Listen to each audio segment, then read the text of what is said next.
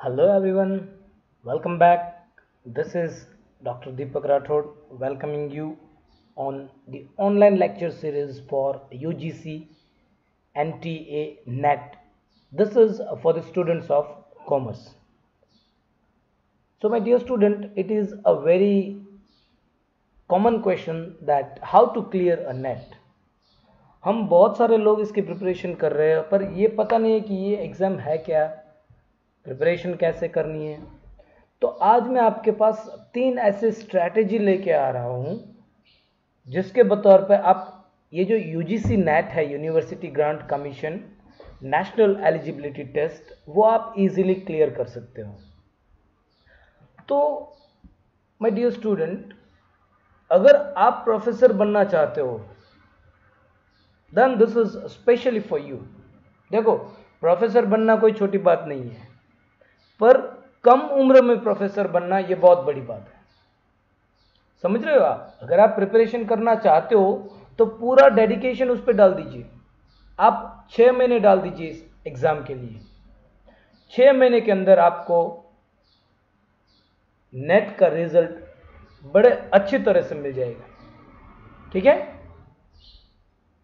तो सबसे पहले जो हमारा एजुकेशन सिस्टम है यहाँ पे इंडिया में, तो उसमें क्या है, एक तो हमारे पास प्राइमरी स्कूलिंग है, सेकेंडरी स्कूलिंग है और हायर सेकेंडरी है। और हायर सेकेंडरी के बाद आता है हायर एजुकेशन। मतलब अगर आप first standard to 12th standard में पढ़ाना चाहते हो तो आपको बीएड कंपलसरी है।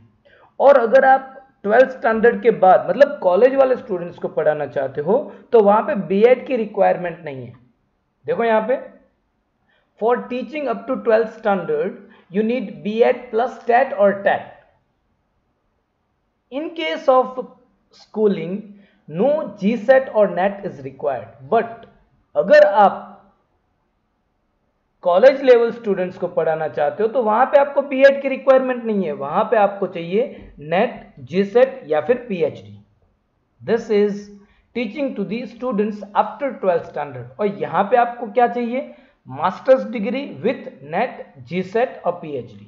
मतलब आपको कोई भी स्ट्रीम में मास्टर्स डिग्री करना है, इधर इट्स एमएससी, एमकॉम और MA in what ever subject it is. पर अगर आप कॉलेज लेवल स्टूडेंट्स को पढ़ाना चाहते हो तो आपको क्या चाहिए? Masters degree with NET, GSET और पीएचडी। तो ये हो गया नेट क्या है। अभी देखो, नेट के लिए आपको बीएड की कोई रिक्वायरमेंट नहीं है। मतलब अगर आप प्रोफेसर बनना चाहते हो, बहुत सारे बच्चों को ये दिमाग में क्वेश्चन रहता है कि सर मैंने तो बीएड किया नहीं है, फिर मैं कैसे बच्चों को पढ़ा सकूंगा। तो ये बात आप दिमाग में उतार लो कि अगर आप हायर एजुकेशन में पढ़ाना चाहते हो तो बीएड की जरूरत नहीं है। यहाँ पे डायरेक्टली आपको चाहिए नेट और जीसेट। तो आज जो हमारा सेशन है वो रहेगा पूरा नेट एग्जामिनेशन। मतलब नेट क्या है, वो क्यों ली जा रही है, उसमें आप क्वालिफाई कैसे कर सकते हो, सब्जेक्ट्स कौन कौन से रहेंगे। तो आज हम डिस्कशन करेंगे बेसिक अबाउट नेट और जीसेट। ठीक है? तो जो नेट है वो प्रोबेबली 2 है, एक UGC NET, UGC NTA NET for this students और for this science other than science stream, and दूसरा है CSIR NET.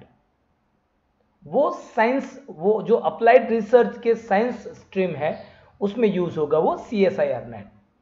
See UGC NET, it is University grant commission national eligibility Test, and there are total 81 subjects for UGC NET. If you look at CSIR net, it is Council of Scientific and Industrial Research National Eligibility Test. There are only 5 subjects.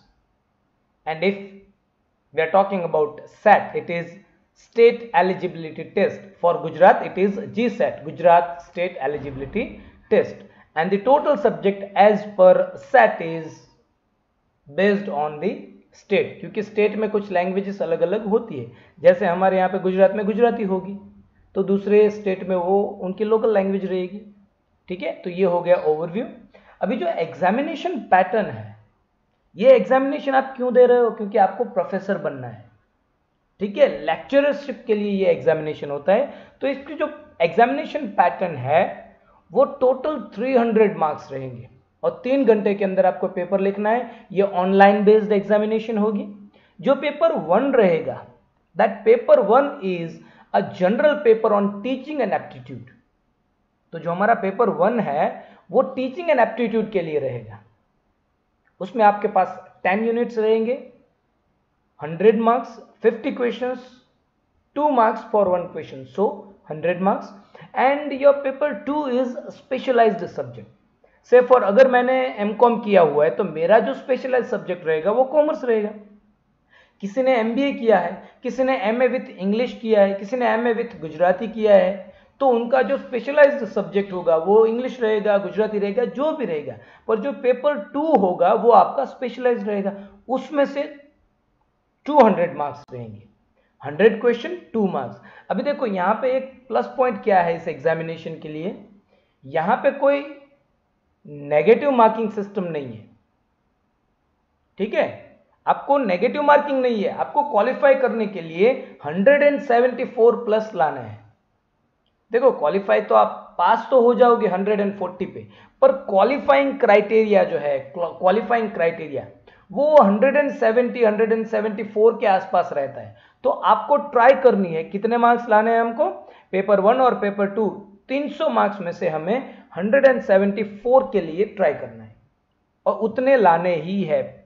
3 घंटे का continue paper रहेगा, online based रहेगा। ठीक है, और score two qualify is 174।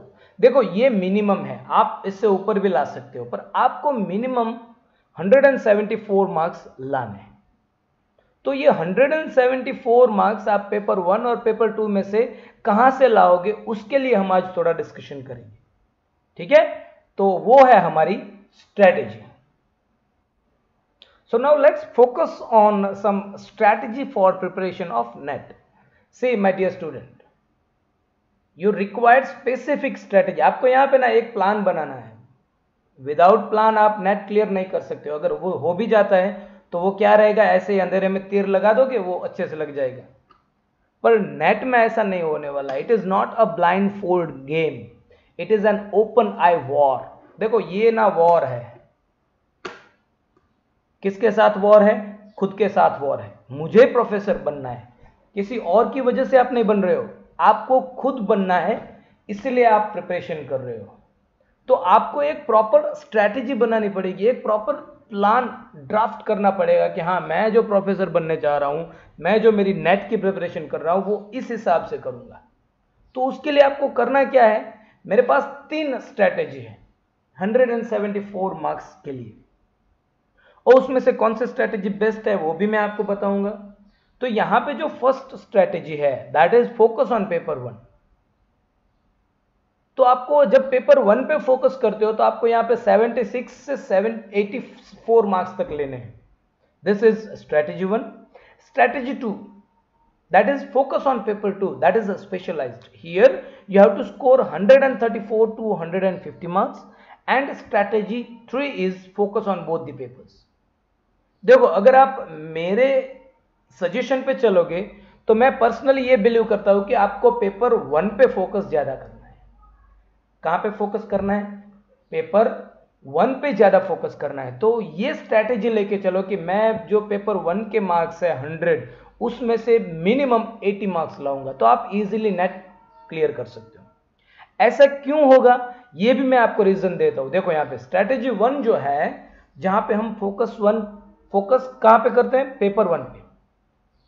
सो यहां पे आप क्यों सक्सेस के चांसेस क्यों बढ़ जाते हैं, क्योंकि यहां पे एक प्रीडिफाइंड सिलेबस है, आपको 76 मार्क्स लेने, मतलब जो सिलेबस है उसको पढ़ना है। जबकि पेपर 2 जो स्पेशलाइज्ड सब्जेक्ट रहेगा उसका सिलेबस है पर वो बहुत वाइड है। तो मेरे हिसाब से यहां पे इजी रहेगा मार्क्स स्कोर करने के लिए। तो उसके लिए आप क्या कर सकते हो, आप प्रीवियस ईयर्स के पेपर देख सकते हो। जब आप पेपर्स देखोगे तो आपको क्लियर कट आइडिया आ जाएगा कि मुझे कौन कौन से टॉपिक की प्रिपरेशन करनी है। According to my suggestion you can focus on this 7 units: communication, ICT based learning, comprehension, data interpretation, reasoning, higher education and policies and research aptitude. आप इतने टॉपिक कर सकते हो जहां से आप बड़े अच्छे मार्क्स ले सकते हो। देखो ये कोई ऐसी मतलब आप जितना सोच रहे हो उतना हार्ड भी नहीं है, और लोग जितना बताते हैं कि मतलब ये बहुत इजी एग्जाम है, ऐसा भी नहीं है। आपको एक प्रॉपर डायरेक्शन में वर्क करना पड़ेगा, तभी आप नेट क्लियर कर सकते हो। ठीक है, तो आपको फोकस करना है कि आप कौन से स्ट्रैटेजी फॉलो कर रहे हो। अगर मैं सजेशन दूंगा तो मैं बोलूंगा कि आप स्ट्रैटेजी 1 पे चलो। पेपर 1 में अगर आप 80 मार्क्स लाते हो, 84 85 मार्क्स लाते हो, इसका मतलब यह है कि आपको जो दूसरे 200 मार्क्स है उसमें से आपको 90 95 मार्क्स ही लाने हैं, तो वो इजीली मिल जाएंगे, उसमें कोई दिक्कत नहीं रहेगी। ये हमारी स्ट्रैटेजी 1 है। स्ट्रैटेजी 2 जो रहेगी वो है फोकस ऑन पेपर 2। अभी जो पेपर 2 का कंटेंट है दैट इज वेरी वाइड, बहुत ज्यादा पढ़ाई करनी पड़ेगी। अगर आप commerce, I am belonging to a commerce, तो अगर आप कॉमर्स से बिलोंग करते हो तो 11th टू मास्टर्स जितने भी आपने पढ़ाई की है सब आपको करना पड़ेगा। तो it bits difficult, and here you can prepare for any 7 units, but वो जो भी आप 7 यूनिट की प्रिपरेशन कर रहे हो परफेक्ट होनी चाहिए। कौन से 7 यूनिट की आप प्रिपरेशन कर सकते हो? एक business environment, accounting and auditing, business economics, banking and financial institution, marketing management, legal aspects of business and income tax. ये जो चैप्टर्स है, ये जो यूनिट्स है, ये एकदम इजी है।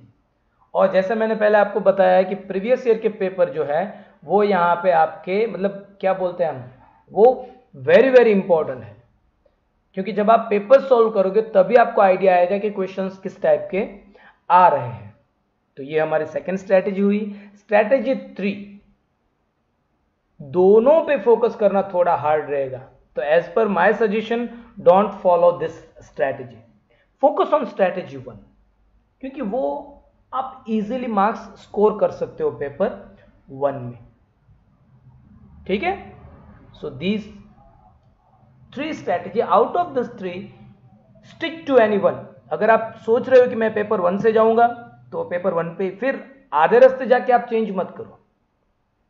अगर आप फोकस करते हो पेपर 1 पे तो ज्यादा आपका फोकस, अगर आप 10 दिन प्रिपरेशन कर रहे हो तो 7 दिन पेपर 1 में दीजिए, अगर आप स्ट्रैटेजी 1 फॉलो कर रहे हो, और 3 दिन पेपर 2 को दीजिए। ऐसे आपको प्रिपरेशन करनी है। ठीक है, तो ये हो गई हमारी 3 strategies. As per my suggestion, follow first strategy, focus on paper 1, score 76 to 84 marks in paper 1।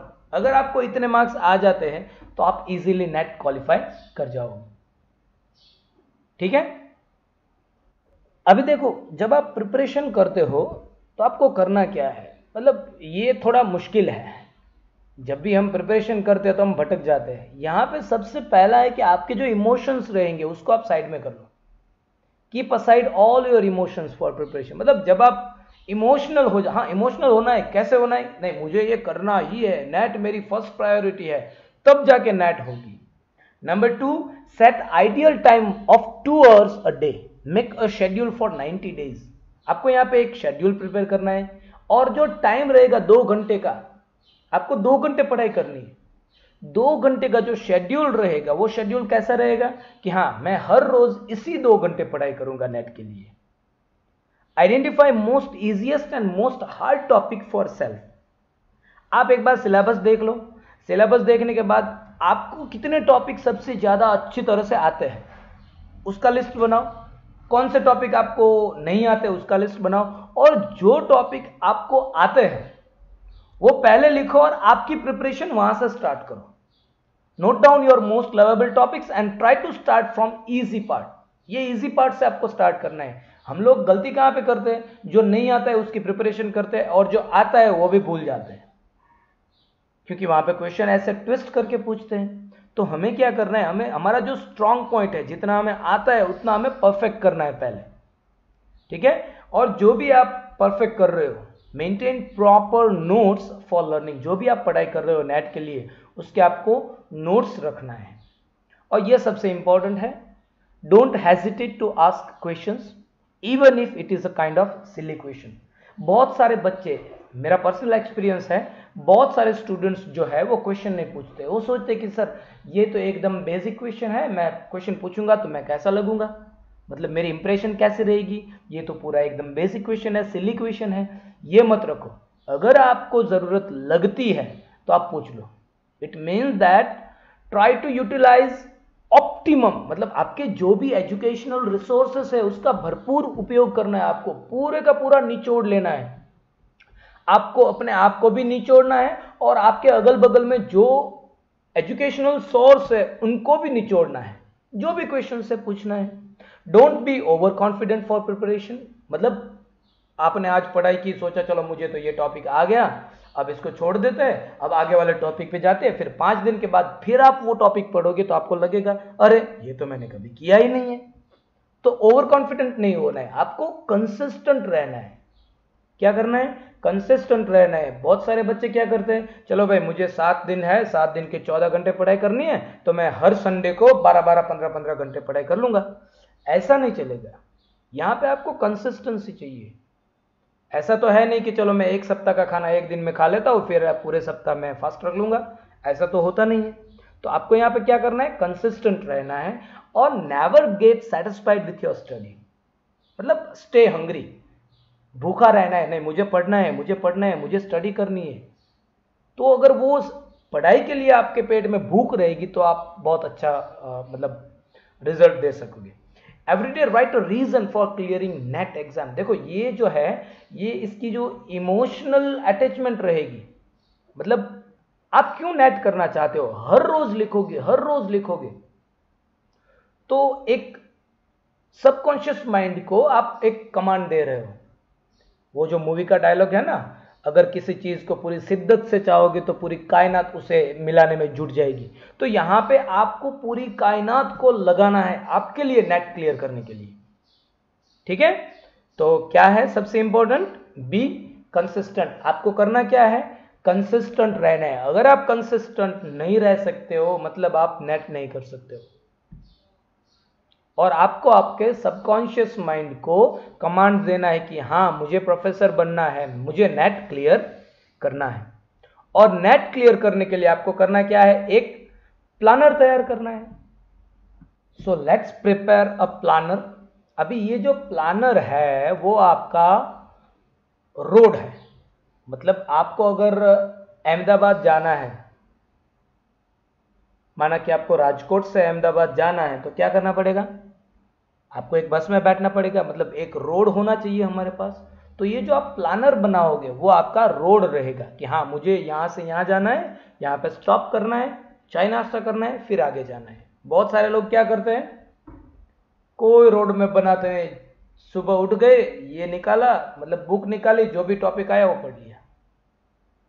देखो यहाँ पे ना आप फॉलो कर सकते हो स्वामी विवेकानंद जी को, उन्होंने क्या कहा है, उठो जागो और ध्येय प्राप्ति, मतलब जब तक आपको आपका ध्येय नहीं मिल जाता है, आपको आपका गोल अचीव नहीं हो जाता है, तब तक आपको जगना है, तब तक आपको काम करना है। पर ये गोल तो आपके पास है नहीं, बहुत सारे बच्चे होते हैं। पर अगर आप थोड़ा आगे जाओगे तो हम क्या फॉलो करने वाले, हम कंसिस्टेंसी फॉलो करने वाले हैं। मुझे रुकना नहीं है, मुझे दौड़ना नहीं है, मुझे बस चलते रहना है। तो चलते रहने के लिए हमारे पास एक प्लानर होना जरूरी है। तो आप अपना प्लानर कैसे तैयार करोगे, देखो यहां पे आप यहां पे लिखो day 1, name of topic and notes. अभी डे 1 देखो आप कैसे तैयार कर सकते हो कि डे 1 आप क्या करने वाले हो, पहले दिन आप read the syllabus carefully, understand the examination pattern and passing criteria, right important topics from syllabus, download past years paper. ये आपने पहले प्लान तैयार किया है कि ये मैं पहले दिन में इतना काम करने वाला हूं। अभी पहले दिन के एंड में आपने लिखा है, क्या लिखा है, notes, don't understand about important topic, मतलब आपने पढ़ा फिर आपको पता नहीं चला कि इसमें से इंपॉर्टेंट कौन सा है, इंपॉर्टेंट कौन सा नहीं है। तो आपको क्या करना पड़ेगा, जो भी नेट क्वालिफाइड स्टूडेंट्स है, जो भी प्रोफेसर्स है, उनसे डिस्कशन करना पड़ेगा और वो आपको बताएंगे हाँ बेटा ये जो क्वेश्चंस है, ये जो चैप्टर्स है, ये टॉपिक्स है वो इंपॉर्टेंट है और ये इंपॉर्टेंट नहीं है। बहुत सारे बच्चों को जो प्रीवियस ईयर्स के डाउनलोड करने के लिए बोला हमने पेपर, उसकी लिंक नहीं मिलेगी तो फिर सिर्फ आपने 2 पेपर डाउनलोड किए होंगे, रिमेनिंग आर लेफ्ट। तो ये आपकी नोट्स है, पहले दिन के अंत में आपने क्या क्या किया है, क्या क्या बाकी है, ये यहाँ पे आपको लिखना है। ऐसे ही आपको 90 डेज का प्लानर तैयार करना है। देखो यहाँ पे day 2 try to remember syllabus, मतलब पहले दिन मैंने पढ़ा, दूसरे दिन वो जो पूरा सिलेबस है उसको याद रखना है आपको। Try to remember unit name and important topics, prepare on specific day based book, मतलब एक बुक तैयार करो। एक नोट के लिए प्रिपरेशन जो आप कर रहे हो उसकी नोट कहां पे लिखोगे, तो आप डे वाइज, सब्जेक्ट वाइज नहीं करना है। आज आपका पहला दिन है तो राइट देयर फर्स्ट डे, जो भी तारीख है वो तारीख लिखिए, और फिर उसमें आप जो भी एक दिन की पढ़ाई करते हो वो कंटिन्यू, फिर दूसरे दिन की वहां से ही कंटिन्यू करना है। Right about your dreams and goals, ये लिखना जरूरी है, क्योंकि ये नहीं रहेगा तो आपका मतलब क्या करना है वो पता नहीं चलेगा। तो ये जब आप करोगे दूसरे दिन के अंत में, तो आपके पास नोट्स क्या रहेगी, एक तो मेरे ड्रीम्स क्लियर नहीं है, रोड मैप मेरे पास है नहीं, मैं कैसे प्रोफेसर बनूंगा, नेट क्लियर कैसे करूंगा, success all goal mapping design is not ready, मतलब मैं जो नेट क्लियर कर लूंगा उसके बाद क्या करूंगा तो वो तो पता नहीं, तो वो आप प्लानर बनाओगे तब पता चलेगा। फिर day 3 write your why you want to become professor, क्यों बनना चाहते हो। Don't try to skip any day, be consistent, मतलब आज आपके घर में कोई किसी की शादी है तो आप क्या करोगे, चलो भाई मैं आज रेस्ट ले लेता हूं, कल 4 घंटे कर लूंगा, ऐसा नहीं करना है। उस 24 घंटे में से आपको कोई भी, अगर आप दिन में काम में हो तो 2 घंटे कम सोना है, पर उस दिन का काम आपको उसी दिन करना है, उसी को कंसिस्टेंसी बोलते हैं। Don't be over smart for preparation, read and remember syllabus and important topics, ये आपको करना है। मतलब सबसे इंपॉर्टेंट जो है वो है आपका सिलेबस, आपको सिलेबस दिमाग में रहना चाहिए। फिर आप SWOT एनालिसिस कीजिए। ऐसे ही आपको पूरे 90 डेज का प्लानर तैयार करना है, ठीक है।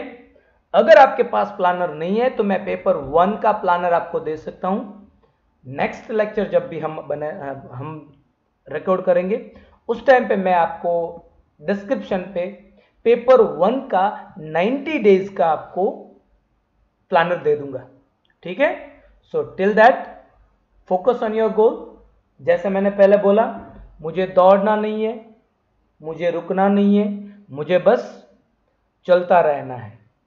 तो उसी चलते रहने, उसी कंसिस्टेंसी को फॉलो करते हुए आप नेट की प्रिपरेशन कीजिए।